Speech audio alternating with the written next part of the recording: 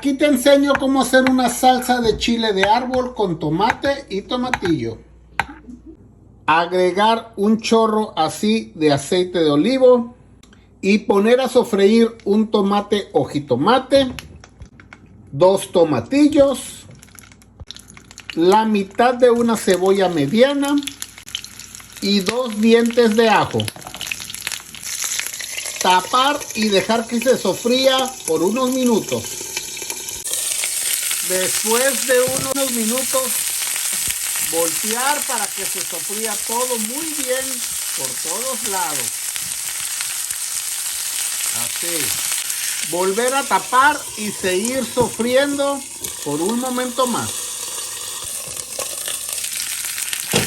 Volver a mover para que se siga sofriendo muy bien.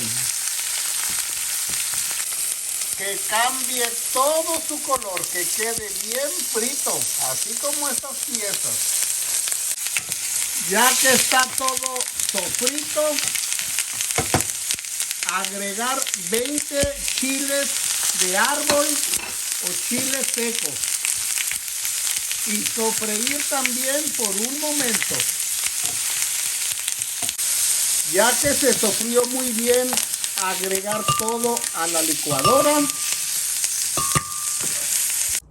Agregar también una taza de agua y una cucharada de consomé de pollo. Tapar y licuar muy bien. Licuar por 4 minutos. 4 minutos. Ya pasaron los 4 minutos. Y así quedó esta rica y deliciosa salsa de chile de árbol con tomate y tomatillo. Cortas así un poco de carne de pollo asado. A una tortilla le pones guacamole y también le pones un poco de la carne del pollo asado. Y que no falte nuestra salsa de chile de árbol con tomate y tomatillo. Para que le pongas tu salsita de chile de árbol a tus tostaditas, así, y a tus tacos de carne asada en tu próxima carne asada que hagas en casa.